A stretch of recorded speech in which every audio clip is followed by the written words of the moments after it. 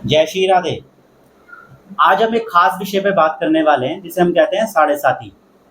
साढ़े साथी प्रत्येक व्यक्ति के जीवन में एक ना एक बार जरूर आती है। कई बार लोग इसको लेके बहुत ज्यादा अपने अंदर भय बना लेते हैं, जबकि ऐसा नहीं है।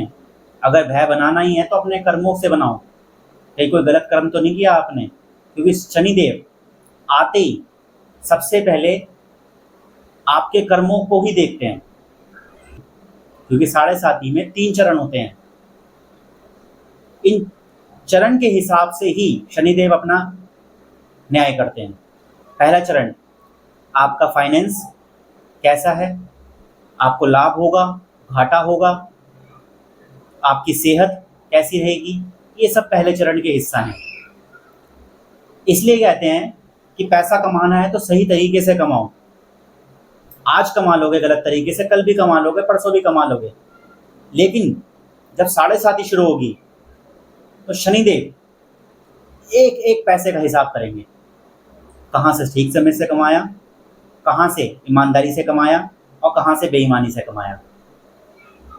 तो अपने धन को सही तरीके से कमाओ और अच्छा खाना पीना रखो और सेहत को भी अच्छा रखो।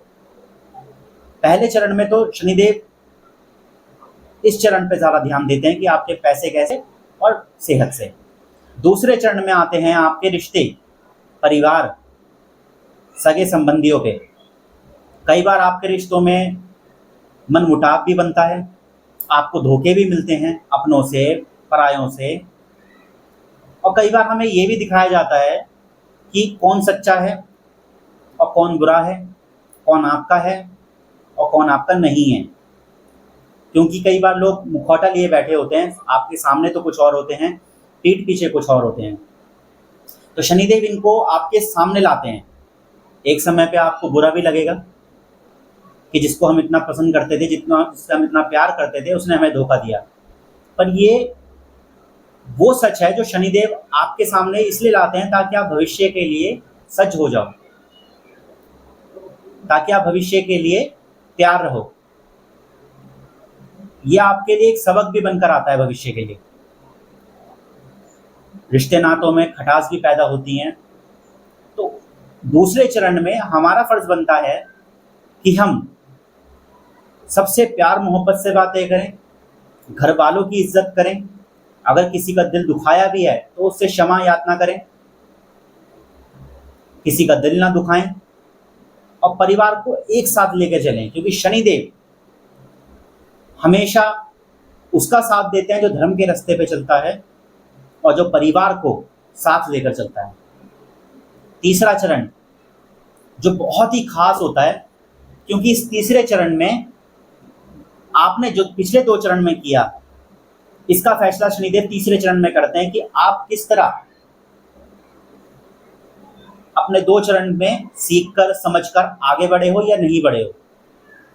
तो तीसरे चरण में जब ये आपका फैसला करेंगे तो ये आप, जैसे हम स्कूल में जाते हैं तो टीचर हमारी किताब देखती है, हम क्या होमवर्क कितना करके आए, उसी हिसाब से शनिदेव भी हमारे बहुत बड़े टीचर ही कह लो, गुरु कह लो, ये हमारी ज़िंदगी में आते हैं बनकर।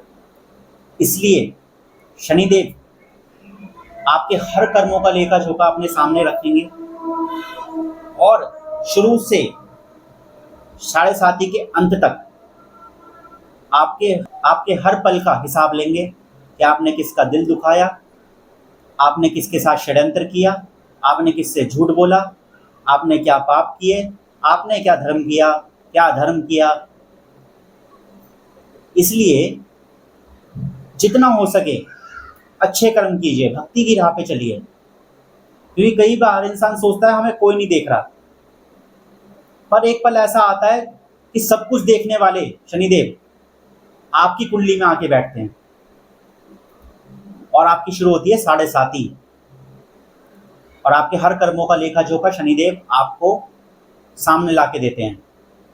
इसलिए शनिदेव को न्याय का देवता भी कहा गया है। अगर आपने बुरे कर्म करे होंगे तो ये पक्का है कि ये आपको अवश्य दंड देंगे, जिससे आपको कोई नहीं बचा सकता।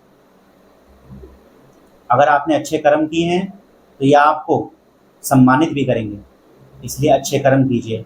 जय श्री राधे।